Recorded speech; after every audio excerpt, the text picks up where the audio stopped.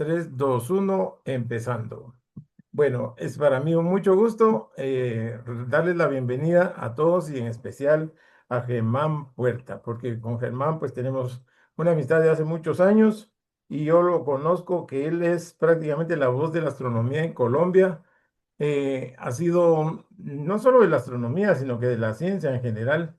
Ha sido una persona que ha luchado por la ciencia, por la astronomía, como host en el Planetario de Bogotá.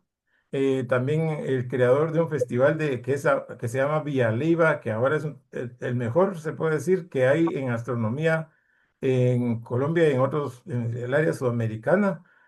Escritor de muchos libros. Hoy contaba que tiene 27 o una cosa así, o 30 libros ya, que está y saca nuevos y siempre está inquieto escribiendo sobre temas muy novedosos. Y es para mí entonces un gusto porque él tiene un libro especial sobre Galileo Galilei y por esa razón lo invitamos para que hoy nos platicara y nos diera su punto de vista, de cómo ve él al gran astrónomo. Estamos celebrando el mes de Galileo Galilei, el mes de su nacimiento, 462 años después de que él nació. Y él resuena, él está vigente, como lo hicimos ver también en una mesa redonda. Fíjate, Germán, que hicimos una mesa redonda donde se trataba de si Galileo sigue vigente, y Galileo sigue vigente en la cultura, en la ciencia, en todo momento se le menciona y sigue muy activo. Así que también este mes, por eso estamos haciendo también observaciones con telescopio, estamos observando los mismos satélites que él vio para que la gente comprenda un poquito más el esfuerzo que hizo este astrónomo. Bueno, y es así como, bueno, quiero decir algo más, porque de Germán hay que decir muchas cosas, pero quiero contarles que él tiene un podcast en una radio, se llama Radio Blue, y escucha los martes por la noche. Para nosotros creo que es a las 9 de la noche y para Colombia es a las 10 de la noche, ¿cierto, Germán? En Colombia 11 de la noche y en Guatemala Ok. 10 de la noche. Entonces, Guatemala, 10 de la noche, ya es una hora en donde uno está ahí ya descansando y se escucha muy cómodamente y muy bien. Yo les puedo dar más adelante o le vamos a pedir a Germán que nos dé cómo contactarlo, pero es Radio Blue en Colombia. Son unos podcasts realmente interesantísimos. Así que hay muchas cosas que él está haciendo y le dejo ahora, bueno, ya lo dejo en el uso de la palabra para... Siempre tenía la razón. Siempre tiene la razón.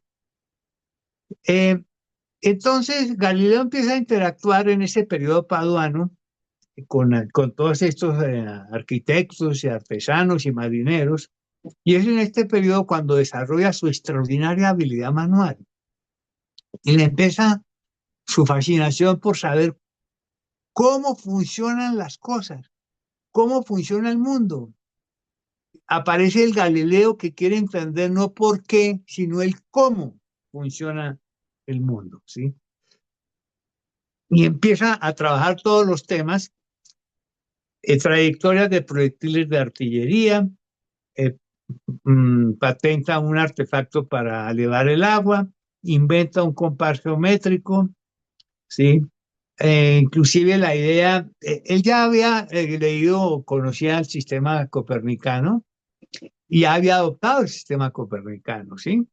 La idea, él ve las mareas en el Adriático, el reflujo y el flujo del mar, y afirma o piensa que son los movimientos de la Tierra en su giro alrededor del Sol y sobre sí misma la que produce este movimiento del mar. Está equivocado porque sabemos que esto se debe a esas influencias gravitacionales, ¿sí? Pero por lo menos tuvo una idea basada en la razón, ¿sí? Eh, Ahora, Galileo era una persona supremamente práctica. Él, él decía, puedo tener la razón, tal vez no tenga la prueba, pero ya alguien lo va a encontrar, alguien lo va a demostrar. Sigamos con las siguientes imágenes, Edgar. Muy bien, ahorita los pongo. Bien.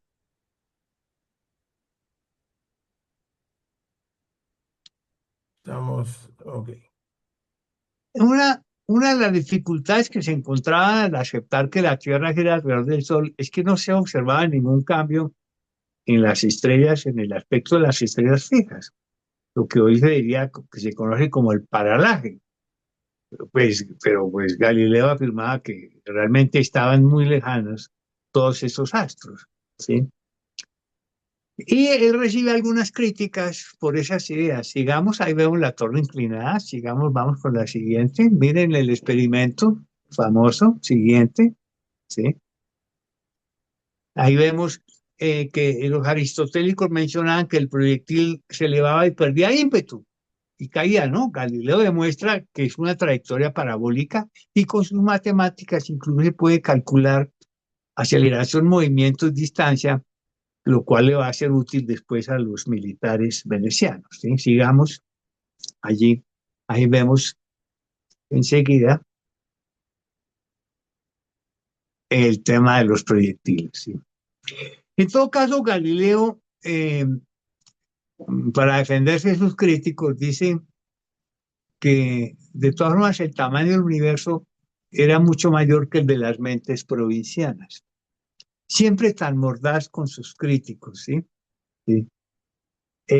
Mientras tanto, Kepler ha publicado un libro que se llama El misterio cosmográfico y le confía a un amigo 2 ejemplares para que los lleve a Italia y uno de esos ejemplares va a ser para Galileo.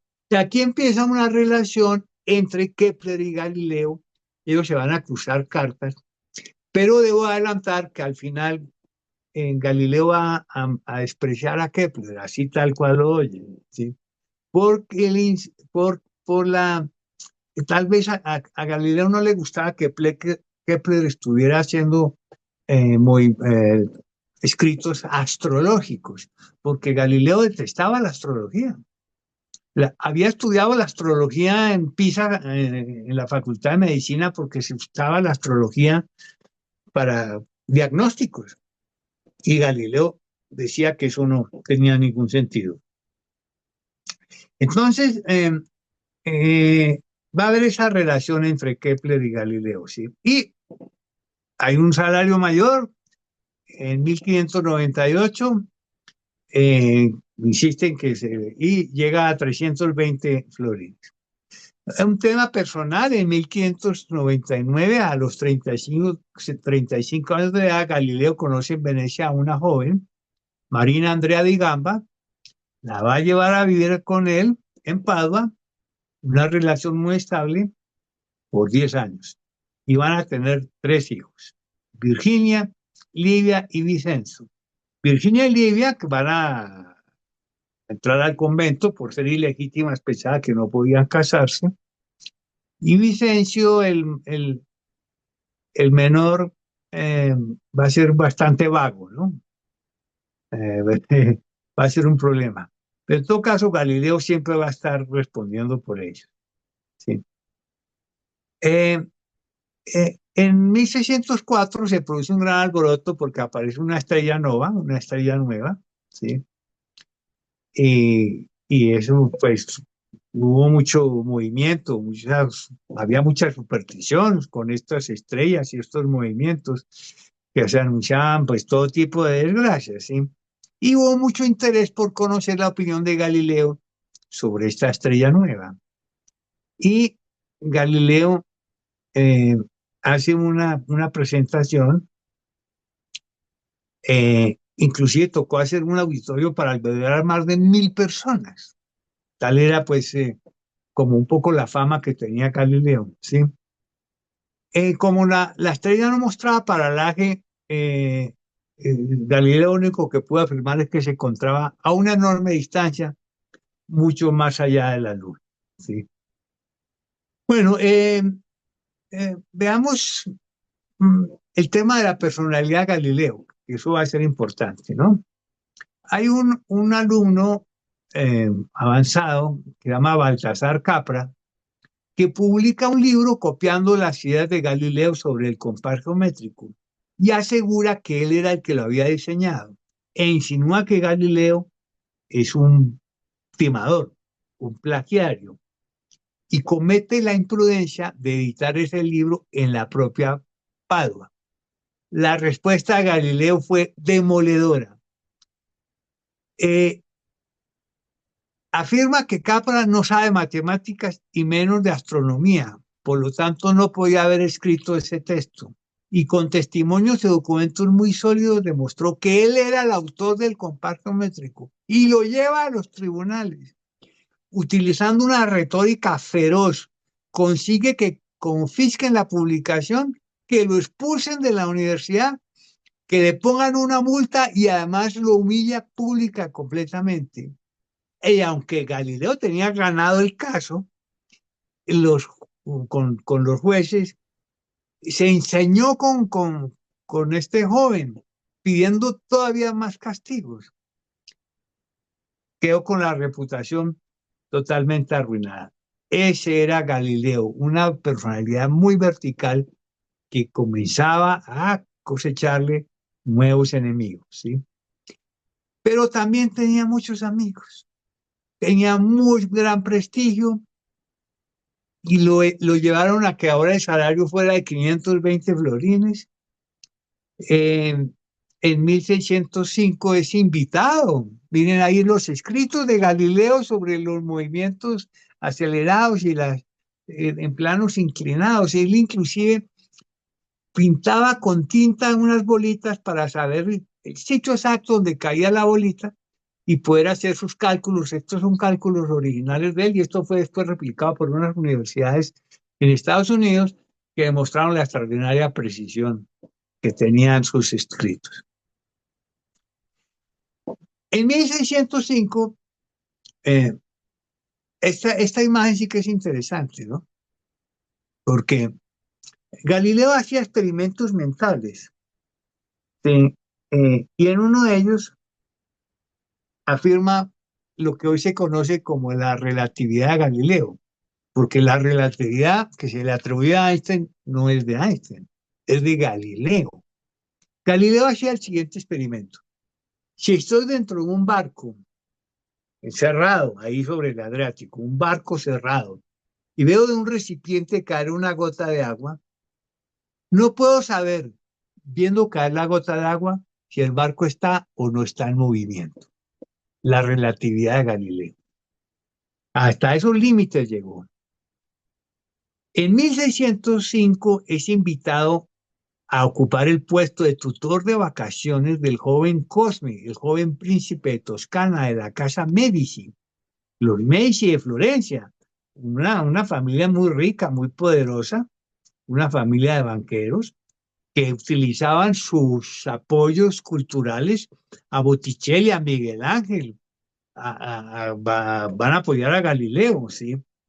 De hecho, la ciudad-estado de Florencia se transformó en una nación-estado con su propio ejército, ¿sí? Y, eh, y Galileo va a ser tutor del joven Fernando, que a la muerte de Cosme I, Fernando se va a convertir en el gran duque, ¿sí? Pero como era muy joven, va a ser la regencia su madre, ¿no? La gran duquesa Cristina de Lorena, ¿sí? De todas formas, Fernando II, a los 10 años de edad, es el nuevo gran duque, pero hasta su mayoría de edad, el gobierno va a estar a cargo de la gran duquesa Cristina. Ah, y todo parece funcionar muy bien para Galileo, y él observa y él nota que es allí, si pasamos a la siguiente imagen, en donde está su gran oportunidad y es convertirse en el filósofo y matemático del duque de Toscana. Volver a Florencia para por fin dedicarse por completo a sus investigaciones, a sus talleres de física, la física del movimiento, que eso es lo que a él le apasiona, la física del movimiento, y dejar de dar clases particulares y corregir exámenes y hacer todo eso que le quitaba el valioso tiempo que él quería dedicar a sus investigaciones. Y él solicita y no hay duda que le van a dar el puesto y va a volver seguramente a Florencia. Eh, pero ahí vemos a Venecia y la Torre de San Marcos. Pero en el año 1609 va a pasar algo totalmente inesperado. Uno de esos eventos en la historia, aparentemente menores, sin ninguna importancia, y que va a tener unas consecuencias monumentales, astronómicas, por decir algo. Y es que en ese año, en el 1699, todo cambió dramáticamente, porque llegó a los oídos de Galileo un rumor, parece que también una carta, eso no está muy claro, de que en Holanda se ha inventado un nuevo instrumento óptico que se llamaba el perspicillum. La invención del telescopio puede atribuirse, se pierde en el origen de los tiempos, hasta se le puede atribuir a los chinos. Hay desde el siglo XIV en Inglaterra algunas ideas de algo similar, ¿sí? También en España. Pero pareciera que el invento oficial se da en Holanda, eh, con Hans Lippershey y otros ópticos, ¿sí? Y el invento era muy sencillo, unos lentes cóncavos y convexos que en el verano de 1609 se vendían como souvenirs en los bulevares de París. Pero hacia agosto llega a Venecia un extranjero que venía de Holanda vendiendo uno de estos perspicillums al Senado veneciano. Inclusive les dice que la condición es que se los vende, pero que no lo desmonten, para no descubrir cómo estaban hechos. Pero un asesor de la República Veneciana le dice a los senadores altos, si eso lo puede hacer alguien, lo hace Galileo. Y el Senado le comisiona a Galileo la construcción de estos perspicillum. Y gracias a su enorme talento práctico y además por poseer algo que no tenían los holandeses, eran los cristales en Florencia y los elementos de pulido mucho más finos, Galileo empieza a construir sus telescopios y llega a tener uno que aumenta 8 veces. Y se siente satisfecho, lente cóncavo convexo, los coloca dentro de un tubo. Y vamos a la siguiente imagen, Edgar, porque él se va a ir a Venecia con los senadores, los va a subir a la Torre de San Marcos y les muestra que se ven venir los barcos por el Adriático con 2 horas de anticipación. Se ve la gente caminando en la playa del Lido. Es famoso el comentario que hace uno de los senadores en el momento. En adelante le diré a mi señora que no se bañe en la terraza. Poder ver sin ser visto, una extraordinaria arma, un arma de guerra. Y el Senado va a colmar de honores a Galileo y le va a ofrecer un contrato de 1.000 florines. Van a querer retener a Galileo en Venecia, porque saben que nadie va a construir mejores telescopios que los que va a hacer Galileo, para toda su armada veneciana. Pero Galileo no estaba pensando en armas cuando hace el telescopio. Él piensa que tiene en las manos la herramienta que le puede dar la prueba del sistema copernicano, ¿sí? Él nunca se atribuyó la invención del telescopio, pero sí afirma que su anteojo superpicillum era muy distinto y lo consideraba pues como una invención suya, ¿sí? Finalmente, él va a construir telescopios que van a llegar hasta 30 aumentos. Pero el 30 de noviembre de 1609, Galileo va a salir en la siguiente imagen, Edgar, al jardín de su casa en Padua. Ahí vemos cuando el duque está observando el telescopio con Galileo, un cuadro de Bertini, una maravilla que muestra ese momento extraordinario. Y Galileo va a salir en la siguiente imagen al jardín de su casa y va a apuntar hacia la luna. Y va a descubrir que la luna tiene montañas y agujeros. Y no esos manchas no eran océanos o espejos que reflejan los océanos de la Tierra. La luna era otro mundo, otro mundo. En 1609, exactamente el 30 de noviembre de 1609, Galileo derrumbó el mundo antiguo. De un solo vistazo, el mundo antiguo colapsó por completo y se dio inicio al mundo moderno. En estos dibujos de Galileo muestran que él hubiera sido también un gran artista.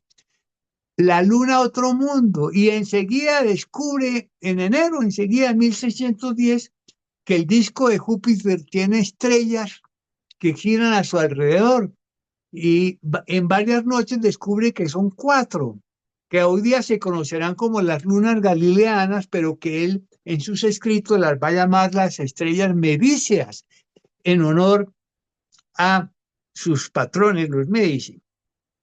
Galileo es el primer hombre moderno, moderno en todos los sentidos, en todos.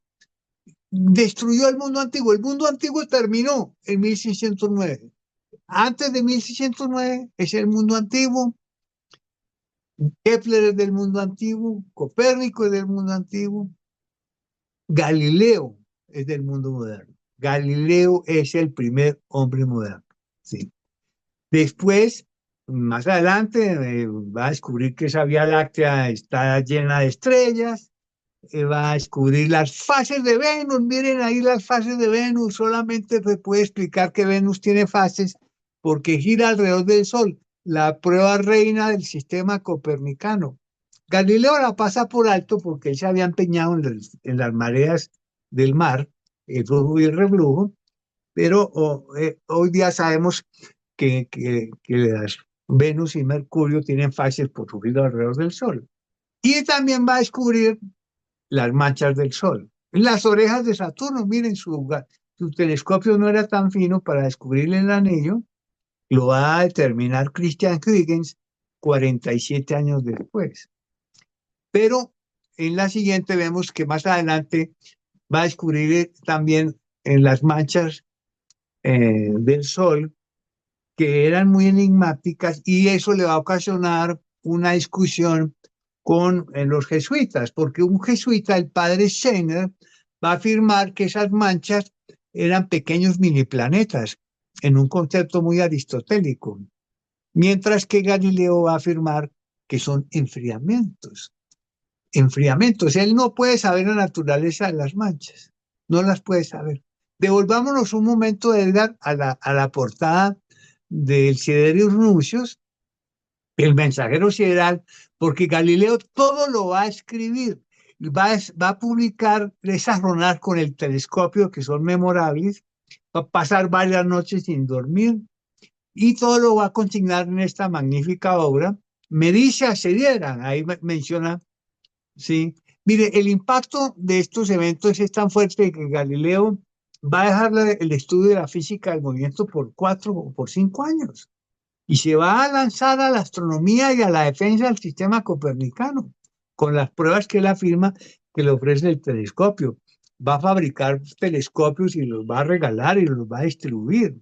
Y este libro, el Sidereus Nuncius, el mensajero sideral, lo escribe para presentar sus ideas en unos términos que los pudiera entender cualquier persona.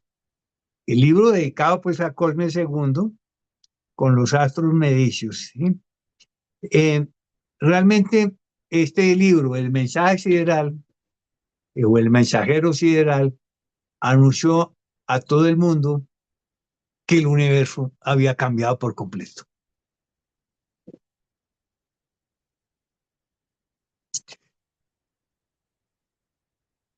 Ahí vemos las lunas medicias, sí. Bueno, un comunicador formidable, no por su vanidad, sino que él quiere realmente defender, presentar sus ideas de su trabajo, ¿sí? Y le muestra su telescopio y sus estudios a los cardenales, a los profesores de la iglesia, eh, eh, afirma con toda certeza que los planetas son cuerpos opacos que reflejan la luz del sol, y renuncia a la oferta que le han hecho los senadores venecianos y se va a Florencia. Aquí se puede decir que cometió un gran error. Ahí vemos las manchas solares. ¿Sí? Él hubiera podido quedarse en Venecia con sus artesanos y sus senadores y no le hubiera pasado nada. Pero ¿cómo se le ocurrió devolverse hacia Florencia, más cerca de la Inquisición romana, más cerca de los abogados, los curas y aquellos a quienes él había tratado duramente en el periodo pisano? ¿Sí? Pero realmente va a resolver por fin sus problemas financieros, ¿sí? Y va a regresar a Florencia, ¿sí? En toda Europa el éxito de Galileo, detente ahí, Edgar, en toda Europa el éxito de Galileo es inmenso. El cardenal del Monte en Roma escribe, si aún viviéramos en la antigua República Romana, creo sinceramente que en el Capitolio debe erigirse una columna en honor a Galileo. El éxito de Galileo es tremendo. En 1611 viaja a Roma en calidad de invitado del embajador de Florencia. Los cardenales, los príncipes le tratan como un gran personaje, banquetes, maravilla a todos con el telescopio y además lo recibe el Papa Pablo V. Y un evento que va a llenar de orgullo a Galileo es que es inscrito como miembro en la prestigiosa Academia de los Linces, una de las primeras sociedades científicas que se distingue por el estudio de la naturaleza. El lince es el símbolo del científico. Miren, ahí ven el lince, ahí está el lince, porque el lince ve en la oscuridad, ¿sí? Y el 14 de abril de 1611, en una ceremonia presidida por el fundador de la Academia de los Linces, por Federico Sesi, se nombra por primera vez la palabra telescopio. Y el Colegio Romano, con el padre Clavius a la cabeza, sesiona en honor a Galileo una jornada completa. Perdón. Sin embargo, Galileo va a controvertir con el Colegio Romano, con los jesuitas, por esa discusión con las manchas, acerca de las manchas solares, ¿sí?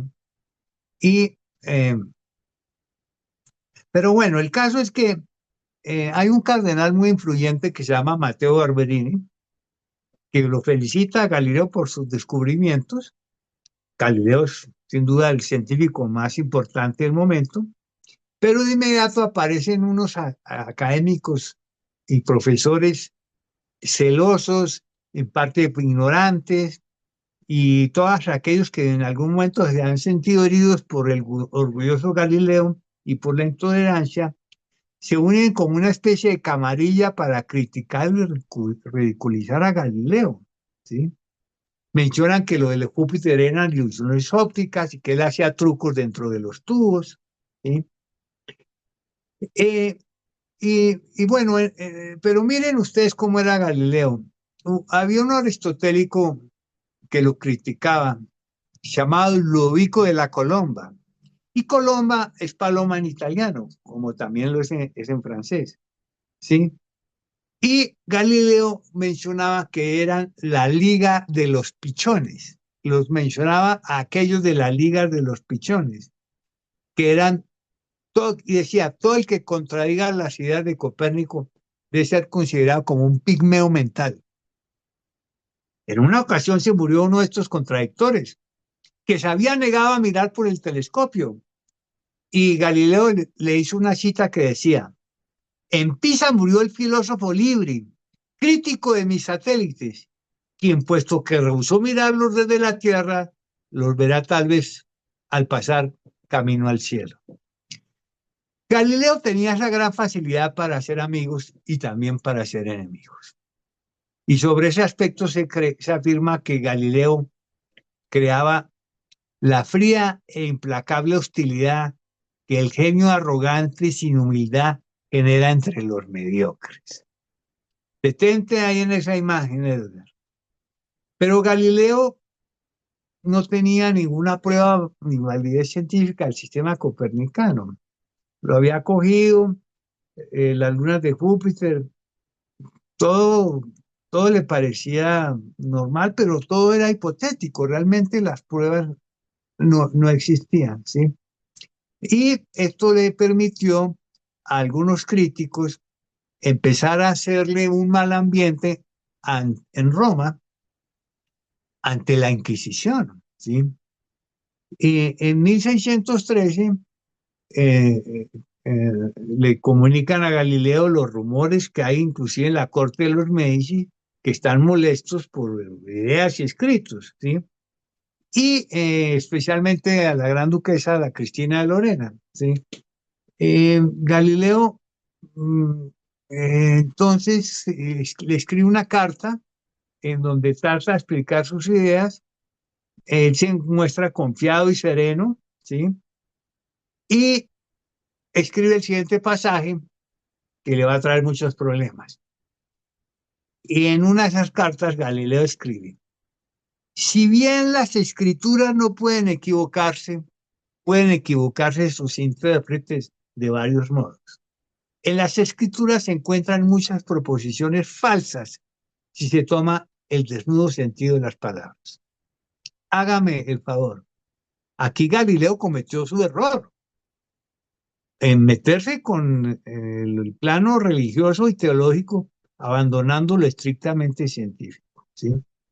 Y esto es aprovechado por sus enemigos. Le envían una carta al cardenal Emilio Sfrondati, prefecto de la Congregación del Índice de Libros Prohibidos y del Santo Oficio, con la copia de la carta que escribió Galileo y, y le recalcan esas ideas. Y hay muchas proposiciones que nos parecen sospechosas y temerarias en Galileo, y en las cosas naturales que tengan más fuerza el argumento filosófico o astronómico que el sagrado o el divino, eso es un error. Así es de que se empiezan a hablar de los galileístas como una especie de personajes poco cristianos. Aquí parece que los críticos tratan de presentar a Galileo como jefe de una secta más ligada a las ideas de Giordano Bruno, ¿sí? Y así de que en 1615 el Santo Oficio decide abrir el caso Galileo.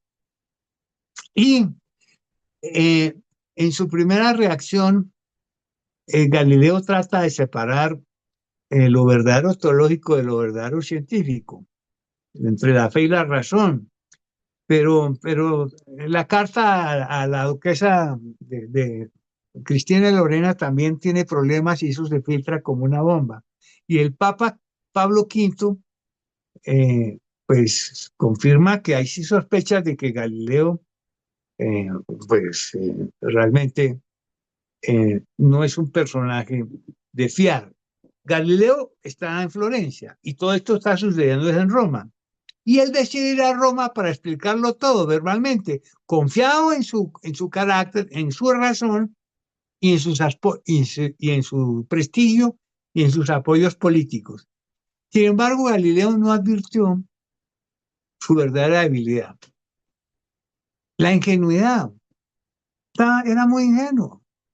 Él confía en su capacidad para demostrar la veracidad del sistema copernicano y evitar su condena, pero no advierte el real problema. La iglesia que surgió allá del Concilio de Trento está decidida a mantener su hegemonía a toda costa y en la absoluta interpretación de la Biblia. Y no es la argumentación científica la que está en juego, es la autoridad de la iglesia. Galileo no se da cuenta de ello. El caso es que el Papa Pablo V toma mal el asunto, rechaza la audiencia con Galileo, no lo recibe y le aconseja renunciar a sus ideas erróneas y heréticas. Los amigos hacen todo lo posible, pero el proceso ya toma una dirección y en 1616 es citado no a la Inquisición, sino a la residencia privada de Roberto Belarmino, un jesuita y un teólogo muy importante en ese momento, ¿sí? Y por fuera del tribunal, o sea, Galileo tenía mucho prestigio, no iban a cometer errores tampoco. Fuera del tribunal y sin abrir caso judicial, le sugieren, por decir algo, eh, a Galileo que abandone las ideas, abandonar la opinión de que el Sol sea el centro del mundo e inmóvil la Tierra, y que luego de ningún modo la sostenga, la enseñe o la defienda, tanto verbalmente como por escrito. En caso contrario, el Santo Oficio procederá contra él. O sea, Galileo, al parecer, lo que él entiende es que él puede enseñar el sistema copernicano como una suposición y no como una verdad. Galileo se somete, promete obedecer y lo que sí se hace por la Inquisición es emitir un decreto atacando a Copérnico y colocando la obra de Copérnico sobre la revolución de las órbitas celestes en el índice de libros prohibidos. Las obras de Galileo no son confiscadas ni prohibidas, lo cual pues indica que esto era una especie de parodia para condenar simplemente el sistema copernicano por su amenaza a la supremacía en la interpretación de la Biblia. Galileo sale indemne, más o menos, de este proceso y con su prestigio intacto. Esto era en el año 1616. Pero aquí se certifica el conflicto entre la Iglesia y la modernidad, que va a tener tremendas consecuencias en toda Europa. ¿Sí? Eh, de nuevo, Galileo va a Florencia y no cambia para nada su táctica, lo cual ha sido objeto de debate. ¿Por qué su insistencia de convencer a la Iglesia en estos temas? Porque un hombre de tal inteligencia no advirtió el terreno en el cual se estaba moviendo. Es que mire lo que le ha pasado a Giordano Bruno unos años antes. La respuesta es que Galileo era un individuo carente por completo de toda tendencia mística o contemplativa. No tenía ninguna alternativa. Su única opción era la interpretación de la naturaleza mediante la geometría y las matemáticas. En otras palabras, Galileo no tenía opciones porque era total y absolutamente moderno. Moderno. Problemas. En 1621 muere su mecenas, el duque Cosme II, a la edad de 30 años. Y su hijo Fernando II, entonces, y luego eh, se muere el príncipe Ceci y la Academia de los Linces se disuelve. Galileo va a publicar un gran libro, El Saggiatore, el ensayista, que contiene temas memorables, y en uno de los apartes del libro dice, el universo está escrito en lenguaje matemático y los caracteres son triángulos, círculos y otras figuras geométricas. Sin estos medios es humanamente imposible entender nada. Sin ellos lo único que queda es dar vueltas y vueltas por un oscuro laberinto. Una obra maestra de la polémica de la prosa italiana. Pero el Colegio Romano de la Inquisición se enfada por completo porque ahí sigue atacando y sigue mostrándose con rebeldía, ¿sí? Ahora, Matteo Barberini. Matteo Barberini sube, muere el Papa Pablo V y miren quién queda en el papado. Uno de los grandes admiradores de Galileo, Matteo Barberini, en 1623, bajo el nombre de Urbano VIII. Y en la admiración de Barberini por Galileo tan grande, ¿sí? Que años antes le había enviado un poema compuesto por él en su honor. Ahí vemos a Urbano VIII. Un poema titulado Adulación Perniciosa.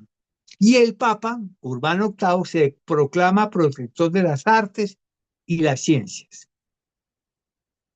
Galileo pierde la cabeza, le dedica el ensayista al nuevo papa, se precipita a Roma, obtiene 6 audiencias, una pensión para su hijo, le dan una pintura, una medalla de oro, pero no consigue que le quiten el, la, la restricción de 1616. Y Urbano VIII le explica que él puede escribir todo lo que quiera, siempre y cuando evite los argumentos teológicos y presente todo como hipótesis.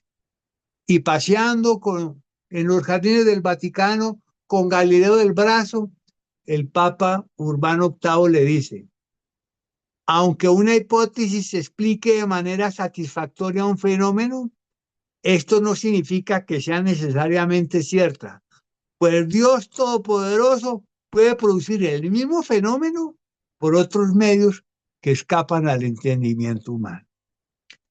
Galileo, no te metas con la Biblia.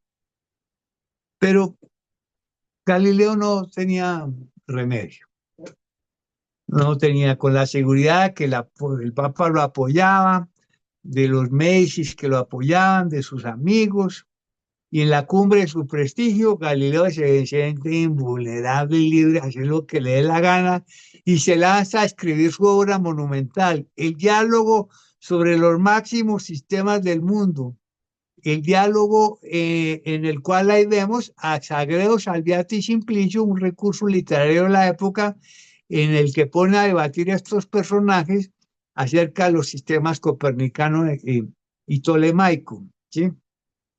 Y el personaje de Simplicio es una figura tonta que defiende el geocentrismo y el aristotelismo, ¿sí?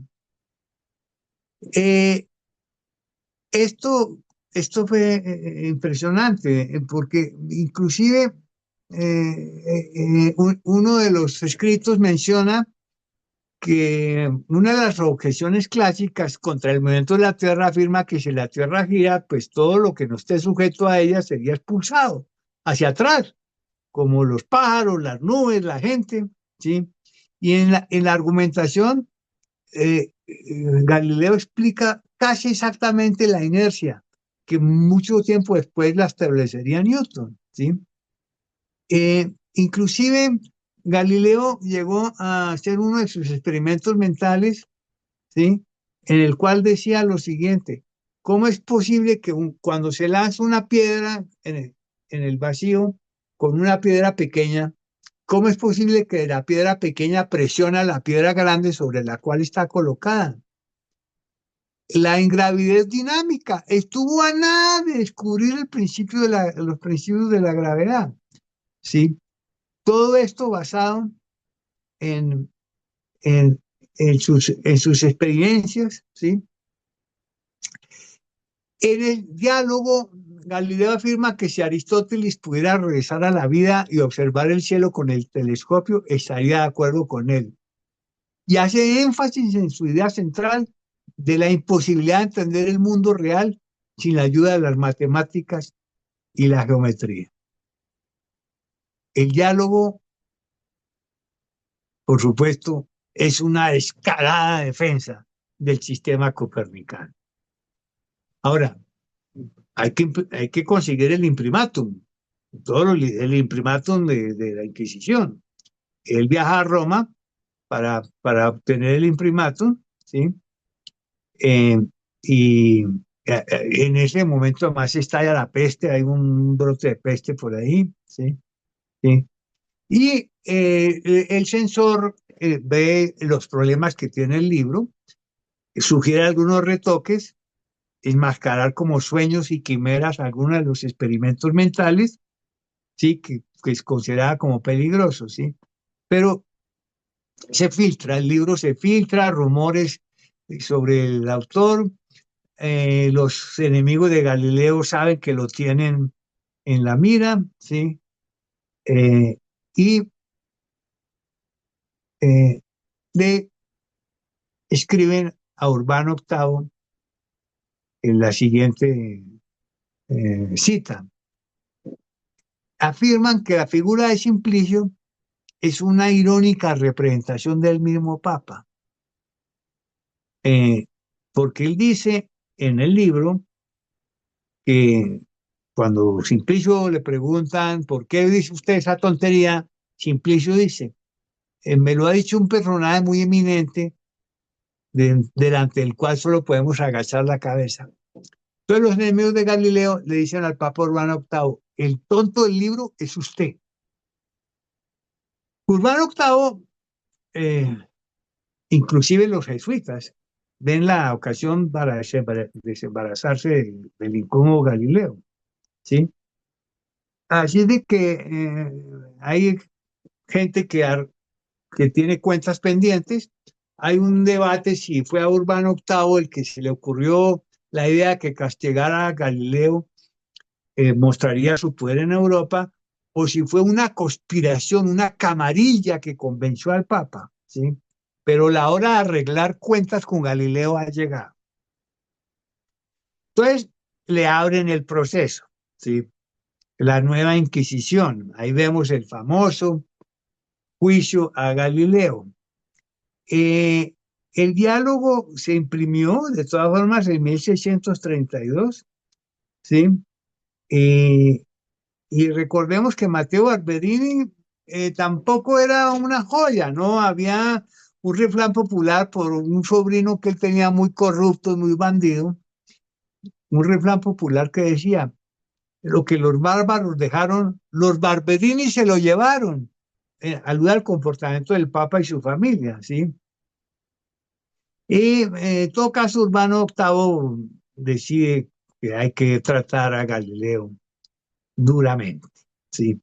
Y eh, califican todo el contenido del libro de perverso y lo llaman de Florencia a que se presente inmediatamente y si no se presenta, lo van a ir a buscar y lo van a traer encadenado si fuera necesario.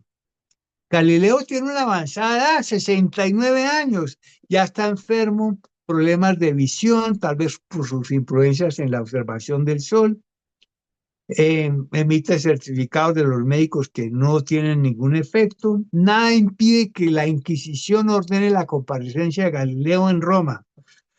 Y Galileo llega en 1633. Bueno, lo tratan bastante bien, lo alojan en una buena residencia, inclusive con ayudante de cámara y mayordomo, pero la severidad del proceso va a ser total. El proceso es el 12 de abril de 1633. Y allí queda claro, pues Galileo arriesga todo, afirma que ha presentado sus ideas como hipótesis, cumpliendo el decreto de 1616, pero en realidad todo esto va a resultar inútil eh, y lo van a condenar por sospecha de herejía. Galileo nunca tuvo peligro de ser torturado ni nada por el estilo, porque era un personaje de gran prestigio, ¿sí? Pero Galileo sí sufrió presiones psicológicas. Los fiscales lo presionaron. Llegó a decir que había desfallecimientos de su pluma en el libro. Llegó a decir que lo que pasa es que le faltaba un último capítulo donde él corregía todo y aclaraba todo. Y finalmente Galileo pues es castigado. Sí.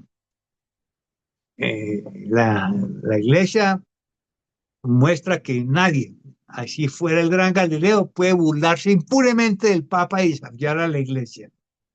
No se baten las ideas, porque aquí hasta los teólogos y los jesuitas saben que es cierto el sistema copernicano. Ahora el asunto es atacar al hombre, y por un extravagante accidente de la historia, esto no le correspondió a Galileo. La sentencia firmada por 7 de los 10 cardenales, los jueces. Decisión dividida. Todos sabían que el sistema copernicano era cierto. Todos habían visto las lunas de Júpiter al telescopio, las fases de Venus. ¿Sí?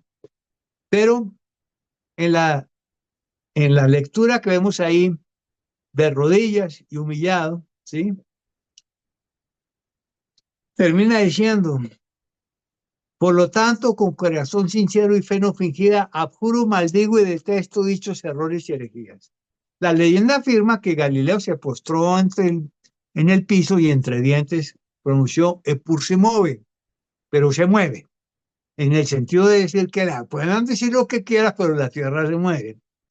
Es falso, si alguien lo hubiera escuchado no le hubiera ido muy bien, pero pues es la leyenda urbana. Bueno, el juicio a Galileo es un episodio trágico, lleno de tristeza. Un combate de individuos arrogantes agravado por coincidencias desafortunadas. Una pandilla sectaria con espíritu de venganza. Y Galileo, pues, no supo cómo tratar a sus adversarios. Quiso asegurarse la victoria por todos los medios.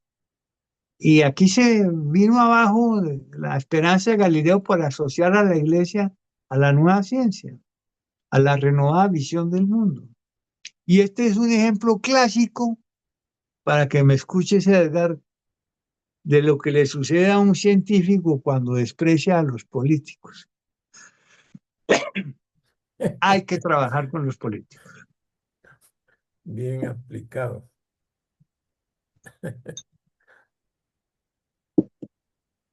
Destruida la figura más importante de la nueva ciencia. Bueno, eso es lo que creyeron los enemigos, pero no es así. Galileo va a recibir casa por cárcel de por vida en su finquita en Arcetri, cerca de su hija que lo va a cuidar, ¿sí? Y va a recibir allí amigos y admiradores, incluyendo al gran duque de Toscana, Fernando II, ¿sí? Ah, y fue en ese traslado hacia su finca en Arcetri, hacia su prisión domiciliaria, donde dicen los historiadores que Galileo pronunció la siguiente sentencia: admitir que personas absolutamente ignorantes de un arte o una ciencia sean llamados a ser los jueces de aquellos que la saben, es ahí lo que arruina a los estados. Y Galileo, pues, va a morir su hija, que es un gran golpe, ¿sí? Va a recibir amigos, Fernando II, el pintor Susterman, que era un retrato, el joven poeta inglés John Milton, el filósofo inglés Thomas Hobbes, el embajador de Francia, el físico evangelista Torricelli, sus alumnos. En su tranquila villa en Arcetri es el momento de hacer lo que Galileo lo que va a representar en Galileo su gran triunfo. Volver a su verdadera pasión, la física del movimiento. Y a los 71 años de edad, con grandes dolencias físicas, casi ciego, legalmente prisionero, a partir de un enorme acopio de materiales y escritos guardados desde su juventud, y con ayuda de sus asistentes, Galileo va a escribir su obra magna, que ahí la tenemos en la imagen. Los discursos y las demostraciones matemáticas en torno a la nueva ciencia, la ciencia del movimiento. En este, su último escrito, Galileo va a desplegar todo su genio en el estudio de la resistencia de materiales, el movimiento, y va a traer de nuevo a Sagredo, a Salviati y a Simplicio para que discutan de manera abierta en italiano y en latín.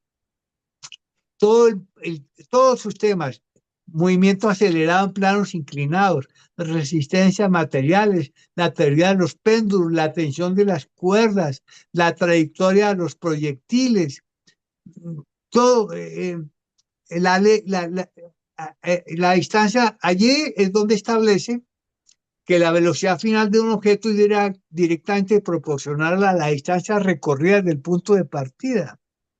O sea, esta es la ley de la caída libre de los cuerpos, y su demostración matemática es señalada como el verdadero inicio de la física moderna. Faltó poco para que él llegara a los límites que más adelante va a determinar Sir Isaac Newton. Este libro anticipa cómo son los libros de ciencia, serios, con análisis matemáticos y las deducciones. El mensaje implícito sigue muy claro: sin saber matemáticas, nadie puede emprender el estudio de la física. Ahora el problema era imprimirlo. Trata de imprimirlo en Venecia y el inquisidor romano le manda a decir la razón de que a Galileo no se le permite publicar ni siquiera el Padre Nuestro. Y filtra el manuscrito con el embajador de Francia en Roma, que lo visita, y finalmente el libro va a ser publicado en Leiden en 1636.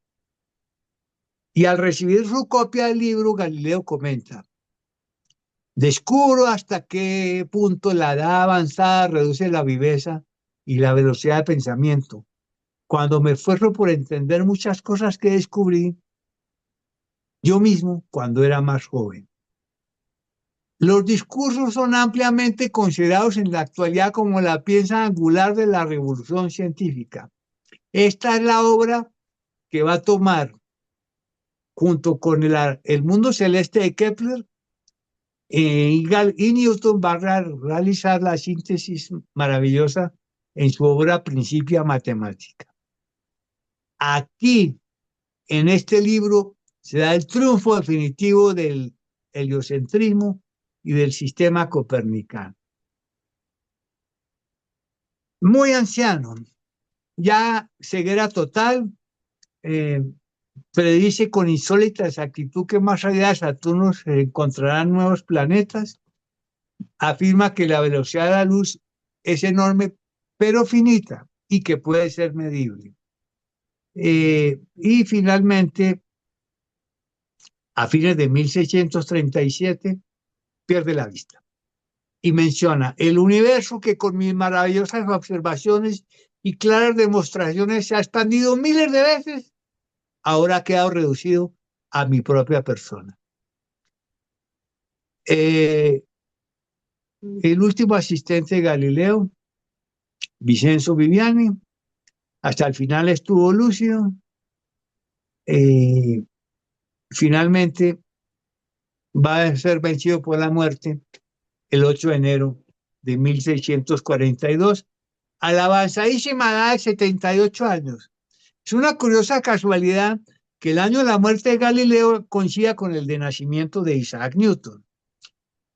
El funeral público queda prohibido por el Papa, y a nombre del Papa, por Francisco Barberini, temen disturbios además, y prohíben que haya ninguna inscripción en la tumba que aluda a la iglesia.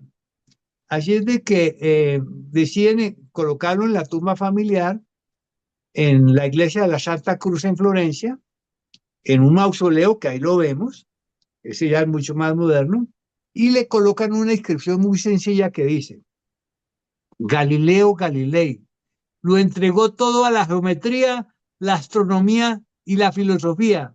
Ningún otro de su tiempo se le compara.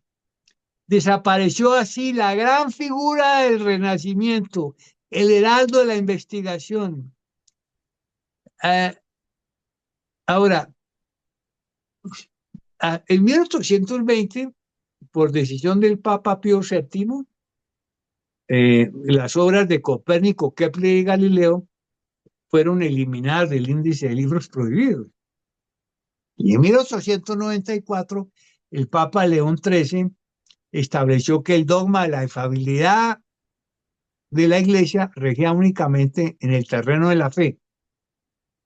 Y apenas en 1968, en el siglo pasado, se empiezan a dar los primeros pasos para cerrar esta herida tan grande del caso Galileo. El cardenal Kenning, muy importante, dijo: hay que eliminar las oscuras barreras del pasado, y una de las más oscuras para la Iglesia y de los hombres es el caso Galileo. Y en 1979 el Papa Juan Pablo II reconoció que la Iglesia romana se había equivocado al condenar a Galileo. Nombró una comisión interdisciplinaria que estudió el caso durante 10 años, y la comisión llegó a la conclusión de que los jueces habían caído en un error subjetivo de juicio, que fueron incapaces de disociar la fe de la cosmología. Pensaron que si se adoptaba el sistema copernicano, que no estaba demostrado, la tradición católica sufriría un daño. Fue una equivocación. Galileo no debió haber sido condenado. Y el Papa Juan Pablo II, en su encíclica Fe y Razón, pronuncia lo siguiente sobre el caso Galileo. Las Sagradas Escrituras y el libro de la naturaleza proceden igualmente de la palabra divina. Las primeras, o sea, la Biblia, dictadas por el Santo Espíritu. El segundo, por un fiel, ejecutando la voluntad de Dios. La investigación metódica en todos los dominios del conocimiento, si respetan las normas morales, no se opondrá jamás a la fe.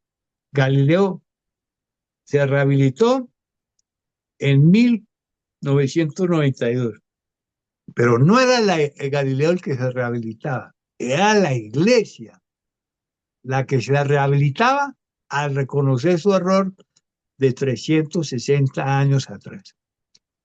Bueno, para terminar, amigos, Edgar y amigos de Guatemala y todos los que nos están escuchando, sobre la vigencia de Galileo. Galileo realmente no solo fue un gran científico teórico. Podemos quitar la imagen para ya Edgar entrar aquí. Eh, sí, fue también un gran inventor, fíjate. Fue el creador de la mecánica y el primero en establecer los principios modernos de la física y la hidráulica. Y cambió para siempre la manera de estudiar y observar la realidad. Vinculó la experimentación con las matemáticas. Eso es el método científico. Y a pesar de lo impresionantes que fueron sus descubrimientos astronómicos, pues por lo cual es popularmente conocido, es en el campo de la física, en donde él reveló todo su genio. Pues hizo de la física una ciencia exacta. Galileo sigue siendo el símbolo del pensamiento científico moderno. Es ese, el símbolo, el principio del pensamiento científico que lo tenía Galileo y lo debemos tener todos los aquellos que están en los caminos de la ciencia, dice, las verdades de la ciencia serán siempre incompletas, pero el científico tiene la obligación de ir a buscarlas. Galileo fue además un hombre de carácter. La defensa de sus ideas lo llevó a la primera línea de fuego.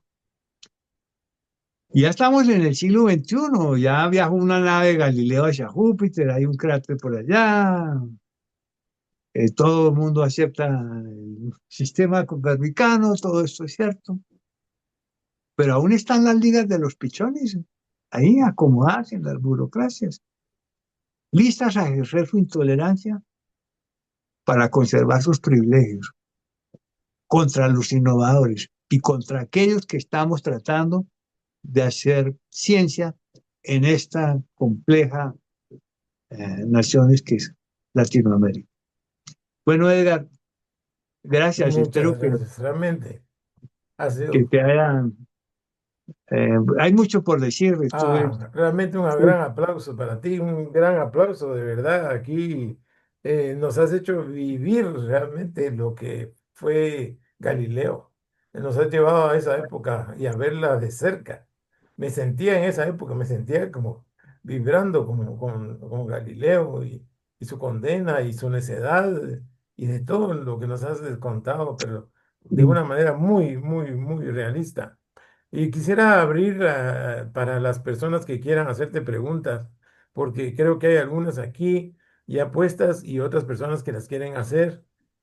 Podemos incluso usar el micrófono si alguien quiere hacerle preguntas a Germán, Claro, aprovechando. con mucho gusto. Pues aquí estamos en un grupo muy, muy, muy astronómico y que yo creo que están, mira, aquí te dicen aplausos, qué excelente charla, magnífica conferencia, felicitaciones, gracias por esa linda charla, es espectacular. Y decía aquí, Fernando de León nos pregunta, ¿cómo lograba ver las manchas solares Galileo? Es posible que, como vimos en un cuadro que hay por allí, que ya era del siglo XVIII, se usara el método indirecto de proyección. O tal vez las tratara de observar bajo en el atardecer. cuando la atmósfera te puede filtrar parte de la radiación. Pero su ceguera prematura seguramente tuvo imprudencia, ¿no? Ah, se las vio, aunque le costó la vista prácticamente. ¿Cómo se llamaba el otro instrumento de observación que mencionó? Es que al telescopio se le llamaba perspicillum. El nombre de telescopio se lo dan en la sesión de la Academia de los Linces, hacia 1600, em, hacia 1608, sí. Pero hasta ese momento el término era perspicillum, Ese era el nombre del telescopio. el Mm. nombre del telescopio. Nos comenta Carlos, es interesante que haya sido tan vetado, pero eran situaciones históricas específicas, dice. Co- eh, Más preguntas. ¿Cómo era la relatividad de Galileo? Bueno, lo mencionamos con el experimento mental que hace en el barco. Si estás dentro del bote y ves de un recipiente caer una gota de agua, tú no puedes saber, viendo caer la gota de agua, si el barco está o no está en movimiento, ¿sí? Porque si estás en movimiento o estás parado, la gota de agua cae igual. Pero el observador que está en el muelle, si el barco está en movimiento, ve que la gota de agua no cae vertical, sino que va a ser una diagonal, porque el desplazamiento del barco eh, produce una distancia en el momento en que la gota sale, en el que la gota cae. La relatividad de Galileo. Ah, sí, qué interesante que ya él hablaba de la relatividad. Galileo, más científico, más un científico revolucionario o un divulgador que supo defender ideas ya existentes con mejores argumentos. ¿Cómo lo debemos de considerar? ¿Como un científico revolucionario o como un divulgador que supo defender ideas ya existentes, pero con mejores argumentos? Ambas cosas. Era un científico y un gran divulgador.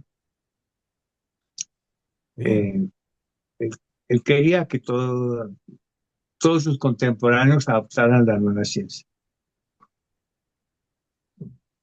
muchas gracias. Qué interesante ver eso. También la personalidad de Galileo. Dice Paco Sandoval, gracias por compartir estos extraordinarios conocimientos que motivan a investigar y a aprender sin medida. Mira, yo creo que Galileo es un ejemplo. Yo cuando hablo de Galileo con los jóvenes en las escuelas, les muestro, mire, es que ese es un caso en el que tú persigues tus ideales y tus metas a toda costa. Eh, Ahora, si a ti te prohíben, bueno, entonces me voy a dedicarme a hacer el yoga o me voy a dedicar a hacer la meditación. No, Galileo no tenía esas opciones. Galileo era sencillamente eh, vertical en sus ideas. Y miren todas las dificultades, cualquier otro se hubiera rendido. No, para nada. Galileo, hombre de carácter. Sí, y sí, como tú dijiste bien, la Inquisición yo ahorita la compararía con algunos políticos que van en contra o en contra de la ciencia porque tal vez no les es conveniente. Pero bueno, Rosario Navisca dice, ¿cómo entendía Galileo la aceleración de las masas y afirmar que los cuerpos caían a la misma velocidad sin tener pruebas al vacío? Sí, muy impresionante, sí. Eh, Él lo había imaginado, ¿no? No podía tener el experimento como se hizo recientemente o como se hizo en la Luna. No tenía eso lo imaginó en su mente. Mm. Hay una curiosidad que también mencionan que fue el caso de Mozart, ¿no? Y son personajes que aparentemente son tan brillantes que parece imposible que surjan sin un influjo divino. Como que un dios o Dios decide, mire, todo este personaje son. Lo va a poner. Lo vea, sí. Lo trae, ya. ¿Por Mm. qué? Dice Nicolás Martínez, ¿por qué es Galileo como personaje importante más allá de sus aportes científicos? Bueno, porque es el símbolo del pensamiento científico, es la bisagra entre el mundo antiguo y el mundo moderno, ¿sí? Él fue el que destruyó el mundo antiguo, el que cambió por completo. Me gustó eso Re- que re- dijiste. Recuerda que en el año 2009 pues, hicimos el Año Internacional de la Astronomía por los 400 Claro, años del telescopio. 1609, 2009, 400 años a del nosotros mundo moderno. nos ayudó ese año a que nos aceptaran la propuesta del diplomado en astronomía en la Universidad Galileo, que no Bueno, tenía, mira qué bien. no lo tenía. Entonces Galileo nos apoyó también ahí, en espíritu.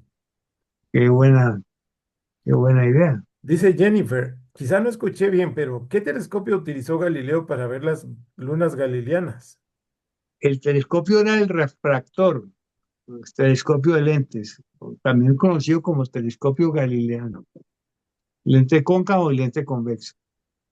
Gracias. Evelyn Cáceres dice, buenas noches. Yo no lo consideraría un rebelde, sino que tenía la obligación de compartir su conocimiento, pues tenía las pruebas. Entonces, Así sí, es. tenía las pruebas. Margarita dice, ¿se puede considerar a Galileo responsable de su condena por la forma en que presentó sus ideas? Sí, no supo manejar bien la situación, no tuvo la paciencia y la serenidad. eh, Le mortificaba demasiado la ignorancia de sus contemporáneos. No la soportaba. No la soportaba. Eddie Galindo de la Haga dice anticipadamente, agradezco a don Germán por esta charla. Siempre aprendo mucho y me sirve para enseñar a otras personas cuando platicamos sobre estos temas. Y Eleonora Poiteván, la presidente de la Asociación Guatemalteca de Astronomía, dice, gracias Germán por el increíble historia y remembranza de un grande como Galileo. No me queda más que felicitarte. Bueno, gracias. Lamentablemente el libro se agotó por completo y no tuvo Ah, una eso te iba a edición. preguntar. ¿Qué, cómo hacemos para conseguir el libro? Pues yo tengo los PDFs, claro, sí. Ah, ok, ¿o piensas hacer alguna reimpresión? No porque ese libro eh, no es mío, es de la editorial. Ah, ok. Bueno, Editorial. te pediremos la versión en PDF. Dice Alfonso Mendoza, permítame que se me corrió aquí. Alfonso Mendoza Flores, profesor Sí. Puerta, tanta información y minuciosos detalles sobre la trayectoria de Galileo, que parece que usted estuvo siempre a su lado. Felicidades. A mí también me pareció eso, que conste que yo pensé que es que lo cuentas tan a detalle que parece que lo estuviéramos viviendo. Yo viví ese momento donde nos están juzgando. Me pareció dramático. Sí, Tiene razón, Fernando. he dado esta O charla varias veces y Alfonso. Ujú. cuando escribí esta obra estaba en un momento muy importante de mi vida ¿Así? y me sirvió mucho eh, como, como también como superación a algunas dificultades que tenía en ese momento y, y dije, este es el ejemplo, este es el ejemplo del que yo quiero seguir. Qué bueno, Germán. Qué bueno eso. Siguen lloviendo comentarios y preguntas. Marcelo nos dice, Marcelo es de Ecuador. ¿Es verdad que hubo un debate en quién descubrió los satélites galileanos, en este caso Simón Marius, aunque Galileo fue el primero en publicarlo? Por eso Simón Marius y Galileo no se llevaban bien. No creo que el debate fuera sobre las lunas de Júpiter, sino sobre la luna, Mm, sobre la sobre luna. quién vio primero la luna o quién publicó primero, y también el debate de las manchas solares con los jesuitas, con el padre Scheiner, ¿sí? Pero Galileo es sin duda el que hizo las observaciones en forma pues, más científica, ¿no? También había un inglés, ¿verdad? Thomas Sí, Harriot. que había Tarde, dicho que había visto la luna. Muchas gracias correcto. por contarnos la historia de Galileo con tan excelente narrativa que nos sumerge en la historia tan vívidamente, dice Nelson Morales. Ah, qué Margarita, bueno. Margarita dice, muchas gracias por la conferencia, me pareció muy interesante la charla y también muchísimas gracias por responder mis preguntas. Carlos, además de su gran conocimiento astronómico, una muestra de su mentalidad intrínsecamente matemática es cuando dijo, mide lo que se puede medir y lo que no, hazlo medible. Felicitaciones a don Germán por la charla. Gracias, muy amable. Y así siguen llegando. Excelente charla, excelente charla. Algunos de sus Bueno, discípulos. tengo numerosas charlas, ¿no? Tú sabes. Wow, pero esta ha sido espectacular. Realmente esta, bueno, sí, sí, realmente tus charlas son espectaculares, porque he oído los podcasts en la radio Blue, y son espectaculares. Sí, Yo les recomiendo a todos que busquen esos podcasts porque son, así como la historia de hoy, vívidos, como que Germán hubiera estado ahí a la par y las sí. narra así para que uno se dé cuenta de eso. ¿Podría repetir sus redes sociales, Germán? Astropuerta en Instagram, Germán Puerta en Facebook y eh, el correo astropuerta@gmail.com. Aquí hay una pregunta bien interesante de Verónica Pira que dice, ¿alguno de sus discípulos, en base a todos los estudios y las publicaciones de Galileo, destacó tanto como él? Buena pregunta. Eh, Seguramente en el siglo XVII eh, fue un siglo de una expansión del conocimiento extraordinario. Tal vez no en Italia, no tanto, pero sí en Inglaterra, en Alemania y en Holanda, en los Países Bajos, ¿no? Como, yo te tengo una pregunta también ya para finalizar, porque ya te estamos quitando mucho tiempo, pero Sí. yo quisiera ver qué opinas tú. En la noche que él descubre los satélites, porque era la primera vez que una persona los miraba, ¿tú crees que se emocionó o él era muy parco y lo tomó y solo fue a apuntar la observación? Yo creo que ahí mismo lo supe, lo investigamos. El impacto fue demoledor. Él va a abandonar la física por 4 o 5 años. Se va a dedicar por completo a la astronomía. Sí, sin duda quedó absolutamente impactado. Y así como Messier que tenía a Mechain, ¿él tendría alguien para que le confirmara sus observaciones o no necesitaba? Mm, Tal vez yo creo que él trabajaba con asistentes también, con sus alumnos. Sí, sí creo. Bueno, Muy bien. bueno, Germán, muchísimas Bueno, gracias. Te Edgar, agradecemos por tu tiempo, de verdad es un fabuloso. saludo desde Muchas Bogotá. gracias. Muchos Espero vernos aquí. guatemaltecos. Te Sí. admiramos y estamos muy agradecidos contigo. Nuestra Espero ir a admiración. Guatemala algún día a dar unas charlas. Por supuesto, aquí te recibiremos con los brazos abiertos y te llevaremos Bueno, a la Universidad Galileo claro que para que sí. la des. Muchas gracias y feliz noche. Y muchas gracias a todos por haber participado. Rompimos récord, ¿eh? Muchas gracias.